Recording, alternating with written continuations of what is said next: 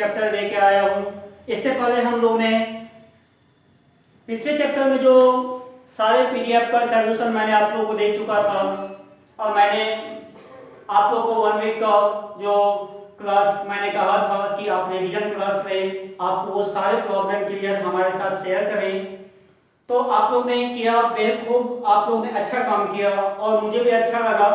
और दूसरी बात है, आज जो मैं चैप्टर 4 पढ़ाने वाला हूँ वो बहुत ही मजेदार है। जो चैप्टर 3 जो आप लोग को इंडिकेट मैं करूंगा, तो उसमें मैं गुडविल के बारे में ज्यादातर चर्चा विषय बना हुआ था।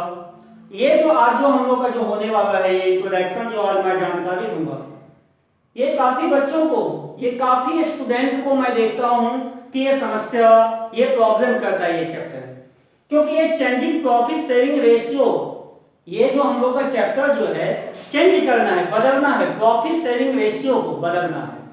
और आप लोग हालांकि इस बात को जानते हैं कि एग्जामिनेशन में आप जो देखेंगे, एडमिशन हो, रिकंस्टिट्यूशन ऑफ पार्टनरशिप फॉर्म हो, या डेथ ऑफ पार्टनर हो, रिटायरमेंट ऑफ पार्टनरशिप फॉर्म हो, ये चैप्टर जो है ना, इस चैप्टर से ज्यादातर इंपोर्टेंट क्वेश्चन सब आता है। जो इससे पहले के चैप्टर में जो हम लोग ने बात किया है, वो सारे एमवीआई क्वेश्चन को पीडीएफ में सॉल्यूशन दिया है।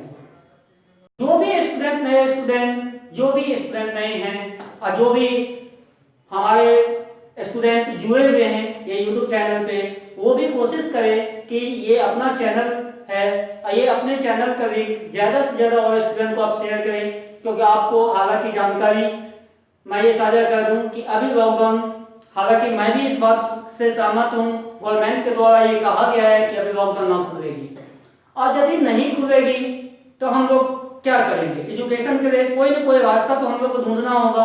तो हम आप लोगों के बीच में यूट्यूब के माध्यम से ही क्लास लेंगे और इस पे नए प्रक्रिया पे हम, हमारे टीम में जितने भी मेंबर हैं वो काम कर रहे हैं कि बहुत ही जल्द हम आप लोगों को लाइव क्लास भी आने वाले हैं। तो वो भी मैं आप लोगों को बता रहा हूँ कि लाइव क्लास के बारे में मैं आपको बहुत जल्द जानकारी दूंगा। हालांकि मैं अभी यूट्यूब के माध्यम से ये सारे चैप्टर का मैं आप लोगों को टॉपिक बाय टॉपिक आऊंगा। आप लोग पूरे वीडियो लेक्चर को देखें, 11 का भी आने वाला है। तो आप लोग सभी स्टूडेंट से, ये मैं सभी दोस्तों से कहना चाहता हूं, जो भी घर में बैठे हैं, ये इसका फ्री ऑफ कॉस्ट पूरे का पूरे लाभ उठाएं। अब ये चैप्टर आप लोग थोड़ा सा भी मिस करेंगे तो समझिए सारा चीज मिस हो जाएगा, क्योंकि ये चैप्टर ही ऐसा है। क्योंकि आप खुद पढ़ेंगे, क्योंकि काफी बच्चे का इंतजार था कि sir admission of partner, reconstitution of कब शुरू करेंगे। काफी बच्चों ने कॉल भी किया, काफी ने मैसेज भी किया। हालांकि मैं वेट में था कि मैं ये चैप्टर शुरू करने से पहले, जो मैंने आप लोगों को बैक में एडमिशन ऑफ पार्टनरशिप से पहले जो गुडविल का और उससे पहले मैं चैप्टर 2 का पीडीएफ सॉल्यूशन जो जारी किया था, वो काफी बच्चे को मैंने रिवीजन के लिए टाइम दिया हुआ था। इस कारण मैं आप लोगों को थोड़ा सा टाइम दिया। आज से मैं फिर शुरू करूंगा और कंटिन्यू आप लोगों के साथ मैं आऊंगा।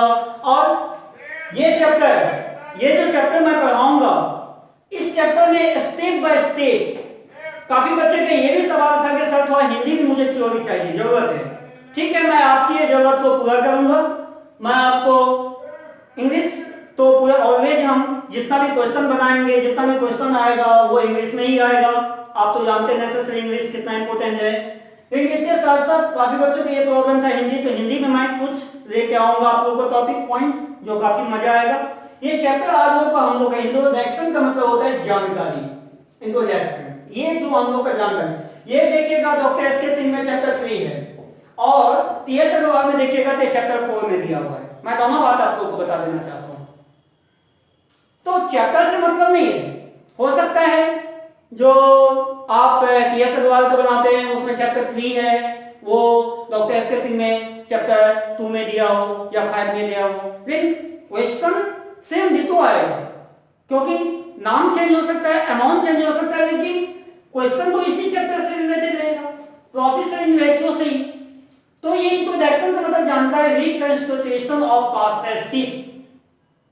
अब देख लीजिए, change in profit sharing ratio amount directing partners, इसका हिंदी हो गया साझेदारी का पूर्ण गठन।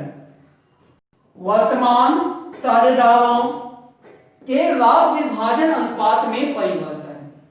अब बहुत सरल बात है, साझेदार का पूर्ण गठन।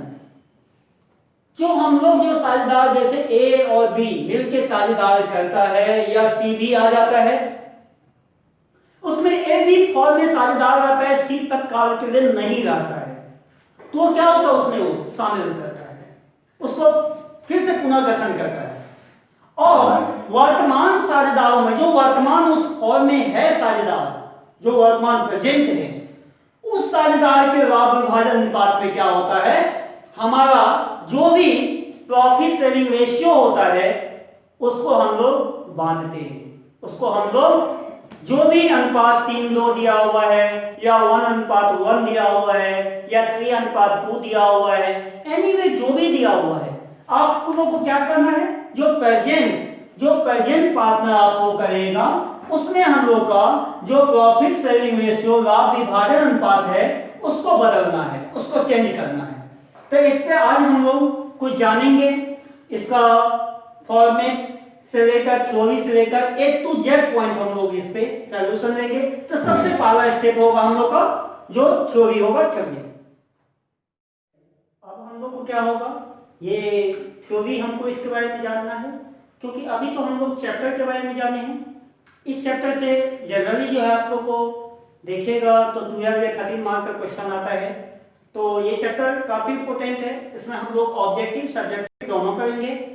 तो आज जो हम लोग जो थ्योरी के बारे में जानकारी लेंगे, ये थ्योरी हमको क्या है, change in profit sharing ratio among the existing partner, ये हम लोग का चैप्टर है।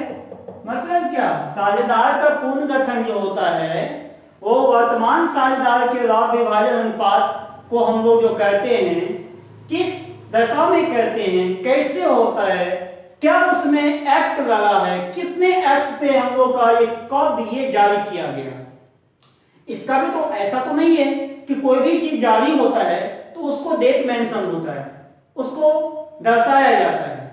फॉर एग्जांपल में आप मान के चलिए ईस्ट इंडिया कंपनी का स्थापना की बात करते हैं, तो उसका भी डेट है। तो कंपनी कोई भी, या टाटा कंपनी हो या यहाँ पे अंबानी का कंपनी हो या कोई भी कंपनी आपका है, किन्हीं का भी कंपनी है, तो उस पर्सन का वो कंपनी नहीं है।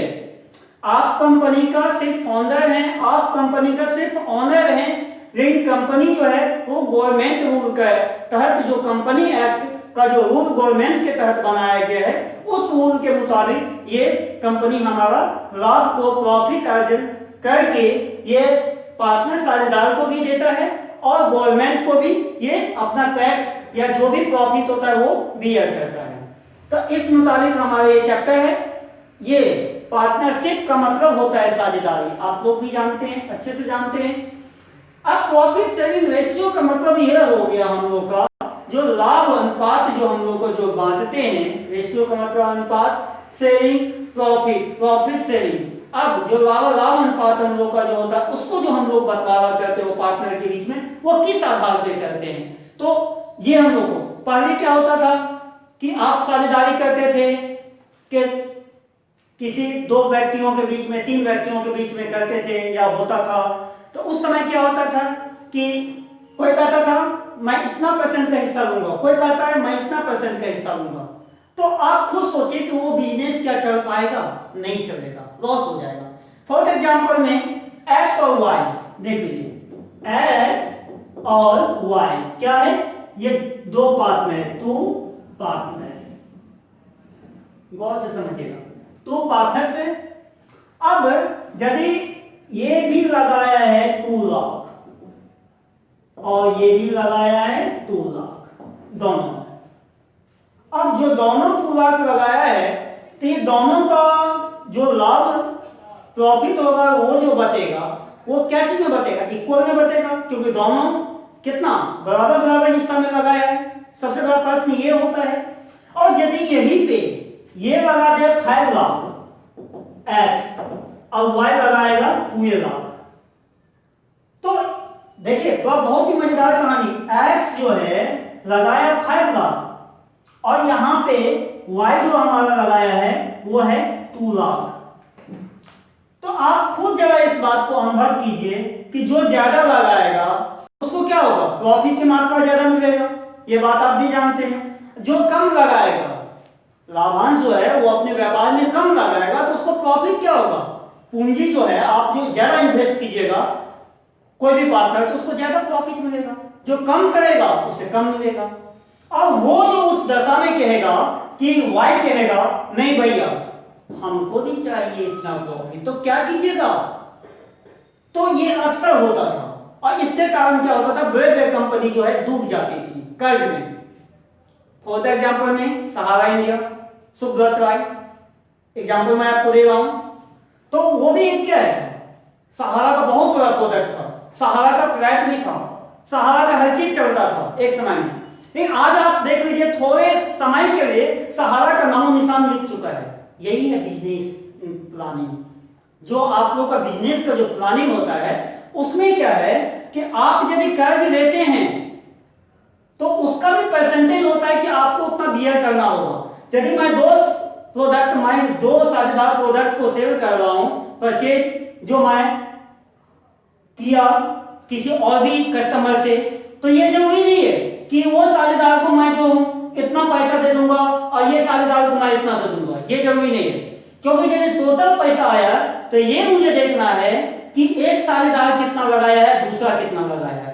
उस अनुकूलता में क्या होगा, एक्ट हम लोग का बना था साझेदारी अधिनियम एक्ट 1932 सेक्शन 4 के तहत ये चीज कहा गया था कि जो पार्टनर जितना पूंजी इन्वेस्ट करेगा उसमें, जो भी नया पार्टनर आएगा वो लेके आएगा तो वो क्या होगा, ज्यादा प्रॉफिट कर रहा मतलब लाभ देने का उसको अधिकार रहेगा। और जो कम उसमें कम लेके आएगा, कम कैपिटल लगाएगा तो उसको क्या होगा, प्रॉफिट कम मिलेगा।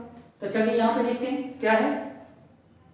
Partnership is the relation between person who have, देखिएगा बहुत मजेदार है, agree to share the profit of a business carried on by all or any of them acting for all। ठीक है, अब फिर यहां से मैं देख लीजिए पैराग्राफ मैंने चेंज किया है। अब मैंने क्या इसमें नया पॉइंट टॉपिक दिया है, ये मैं सारा एक एक करके हिंदी बताऊंगा, पहले इंग्लिश को आप लोग कर ले। उसके बाद है section 4 of the Indian partnership act 1932। मैंने अभी कहा था हम लोग का जो है साझेदारी, जो एक पार्टनर का जो है, एक साझेदार का जो होता है एक रिलेशन होता है। ठहराव जो कोई भी पार्टनर अपना गुड वैल्यू जो बनाएगा मार्केट में, तो उसको कंज्यूमर और जो कंपनी का ओनर है, जो पार्टनर है, उसके दोनों के बीच में एक अच्छा रिलेशन होना चाहिए। और दूसरी बात है कि हम यदि दो पार्टनर मिलकर कोई साझेदार चला रहे हैं तो हम दोनों पार्टनर में क्या होना चाहिए, अच्छा हम दोनों में रिलेशन होना चाहिए, अच्छा समझौता होना चाहिए, जिससे हम लोग ज्यादा दोनों पार्टनर मिलकर ज्यादा प्रॉफिट कमाएं। यही होता है मतलब दो पार्टनर के बीच में। अब देख लीजिए अब क्या कर रहे हैं, वो एग्री शेयर प्रॉफिट बिजनेस, मतलब क्या, जितना भी प्रॉफिट आता है वो अपने व्यापार में जितना भी आपका प्रॉफिट होगा उसको जो है प्रॉफिट को हम किस आधार पे बांटते हैं, कौन सा धारा वहां पे लगाया गया था। पहले जो था कि आप ये जनरली होता था क्या कि आपको जितना भी प्रॉफिट हुआ, भैया तूने इतना लगाया, कितना लगाया 2 लाख, ठीक है तुम्हारा इतना हो गया हिस्सा, तूने कितना लगाया इतना, ठीक है तू दे दो, ऐसे करके वो बांट देगा। थोड़ा देर के लिए सोचिए तो आपके कंपनी में क्या बचेगा, लॉस। प्रॉफिट होगा ही क्योंकि लॉस है। क्योंकि प्रॉफिट कब होगा, सिर्फ हम कमाएंगे, साझेदार कमाएगा, उससे प्रॉफिट नहीं होगी। किसी साझेदार का प्रॉफिट कब होगा, ऐसा तो नहीं है कि सारा प्रॉफिट का हकदार साझेदार होगा। तो वहां पे क्या हुआ, दोनों साझेदार के बीच में एक मतलब झगड़ा आ गया, मतलब दोनों के बीच में लड़ाई पैदा हो गया, नहीं भैया हम इतना लेंगे। उस समय क्या हुआ आपको भी पता है, कॉमर्स के जन्मदाता पेट्रोली, जिन्होंने इटली के वेनिस नगर में आर्थोमेट्रिका बुक जो जारी किया गया था, उस बुक में इन्होंने कहा गया था, लिखा था section 4 of Indian partnership act 1932 1932 की धारा 4 के अनुसार ये कहा गया था कि कोई भी पार्टनर का एक एग्रीमेंट होता है, जैसे आप पैसा देने में अभी सक्षम नहीं है पूरे पैसा देने में, तो आप क्या करते हैं, इतना दिन का एग्रीमेंट बनाते हैं, ठीक है भैया हमको एग्रीमेंट बना दो, मैं इतना दिन में आपका पैसा लौटाएंगे, एक विश्वास के तौर पे। तो ये जो हमारा क्या होता है, एक एग्रीमेंट होता है, defines the term of relationship among the partners and whenever there is a change in the term of agreement it result in reconstitution of the firm। ये मतलब साझेदारी का पुनर्गठन को करने के लिए हम लोग को साझेदारी के तहत जो धारा 4 और 1932 का एक्ट लगाएंगे, वो लगाने के पास हमारे एक एग्रीमेंट तैयार होता था।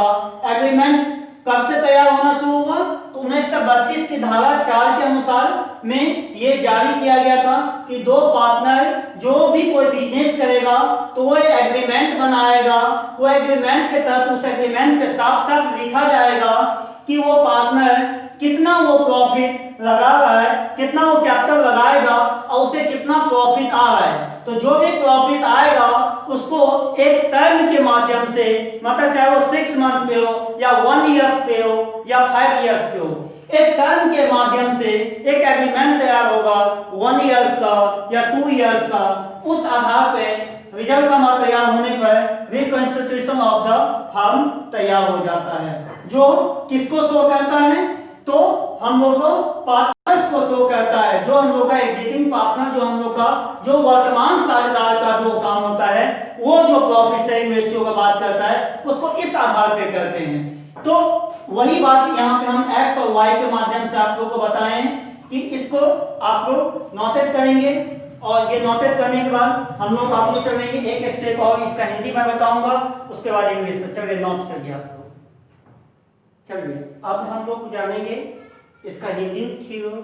अब हिंदी का जो हम लोग का थ्योरी जो जानकारी लेंगे, ये काफी बच्चों को ये प्रॉब्लम था, क्योंकि मैंने इसे पिछले चैप्टर में जो पढ़ाया था उसमें हिंदी बहुत कम हमने दिया हुआ था, क्योंकि बोर्ड पे मैंने आप लोगों को नहीं नोटेट करके दिया हुआ था। हालांकि मैंने इंग्लिश आप लोगों को बोर्ड पे नोटेट किया हुआ था और मैंने उसका हिंदी एक एक करके बताया था, लेकिन उसमें कुछ ऐसे कमजोर बच्चों थे जिनको वो पूरा नहीं समझ पाए, तो मैंने उनके लिए एक नया तरीका अपनाया है कि मैं आप लोगों को इंग्लिश के बाद मैं आप लोगों को हिंदी भी मैं उसको बोर्ड पे नोटेट कर दूंगा। जो आप लोग एग्जामिनेशन में ये पूछा जाएगा ये क्वेश्चन, तो ये आप लोग क्या करेंगे, इसको कॉपी में मेंशन करेंगे।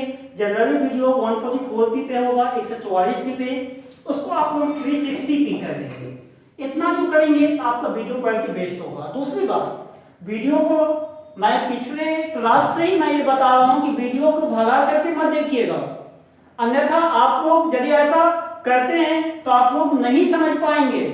फिर आप लोग मुझसे क्वेश्चन, जो मैं क्वेश्चन बताऊंगा और फिर एचडा को जो रखूंगा तो आप लोग से क्वेश्चन नहीं बनेगा और आप लोग कहेंगे सर हम तो समझे ही नहीं। तो समझिएगा कैसे, जब आप स्टेप बाय पहले आप क्या करेंगे, वीडियो लेक्चर को देखिए, देखने के बाद पहले आप जो मैं यहां से समझा रहा हूं पहले इसको आप समझ लें, उसका वीडियो को रोक करके पूछ करके एक एक करके कॉपी में मेंशन आप कर दें, ताकि आपको ए टू जेड क्लियर हो जाए। जितना भी मैं आपको चैप्टर में बता रहा हूं सारा क्लियर हो जाए कॉपी में, जो आपको जब भी एग्जाम लिया जाएगा तो एग्जाम के समय में आपको ढूंढना नहीं पड़ेगा कि ये चैप्टर को मैंने कहां लिखा है, ये चैप्टर मेरा कहां है, तो वो आपको ढूंढना नहीं पड़ेगा, वो आपके पास में ए टू जेड कॉपी पे रहेगा। तो ये आप लोगों को और भी जो भी स्टूडेंट हैं, नए स्टूडेंट हैं, उनको भी आप चैनल शेयर करिए, ये अपना चैनल है, शेयर कीजिएगा। जितने बच्चे जुड़ेंगे उतना मुझे भी हौसला बढ़ेगा, मैं भी आप लोगों को और भी मजेदार टॉपिक इस पे काम करके दूंगा ताकि समझने में आसान हो जाए। तो ये क्या है सुनिए, साझेदारी का पुनर्गठन, साझेदारी का पुनर्गठन मतलब एगो साझेदार, दो गो साझेदार, तीन गो साझेदार, मतलब बहुत सारे साझेदार को साझेदारी करते हैं। का पुनर्गठन मतलब क्या, हम लोग का जो पुनर्गठन, change in profit sharing ratio. अब वर्तमान साझेदारों के लाभ विभाजन, अब देखिए वर्तमान साझेदारों के लाभ विभाजन, मतलब क्या, आप देख लीजिए अमाउंट द एग्जिस्टिंग पार्टनर, मतलब क्या, हम लोग का जो भी प्रॉफिट शेयरिंग रेशियो है वो जो है वर्तमान साझेदारों के आधार पर साझेदारी का लाभ अनुपात में साझेदारों के बीच में उसका क्या होगा, बंटवारा होगा। जो उसको यहाँ पे हम लोग दो पार्टनर हैं तो दोनों पार्टनर के बीच में एक एग्रीमेंट होगा, जिस एग्रीमेंट को हिंदी में कहते हैं ठहराव, इसको कहते हैं एग्रीमेंट। तो चलिए सुनिए, अब मैं इसके बारे में मैं बता रहा हूं ध्यान से। वर्तमान साझेदारों के लाभ विभाजन अनुपात में परिवर्तन, तो सुनिए, साझेदारी ठहराव द्वारा मतलब साझेदारी एग्रीमेंट के द्वारा उत्पन्न होती है। मैंने कहा था ठहराव को आपको क्या कहते हैं, एग्रीमेंट कहते हैं, उत्पन्न होती है। आप लोग बुक में भी देखेंगे तो आप लोग को पूरे चीज तो समझ में आएगा, कुछ आपको यहाँ पे चेंज मिलेगा, जो मैं कुछ नया नया चीज इसमें जोड़ा हूँ, जो आप लोग को पुराना बुक में देखेगा तो ये आप लोग को जितो कुछ चेंज मिलेगा, न्यू बुक में उससे भी कुछ चेंज मिलेगा। तो इस प्रकार से जिससे समझने में आसानी हो जाए।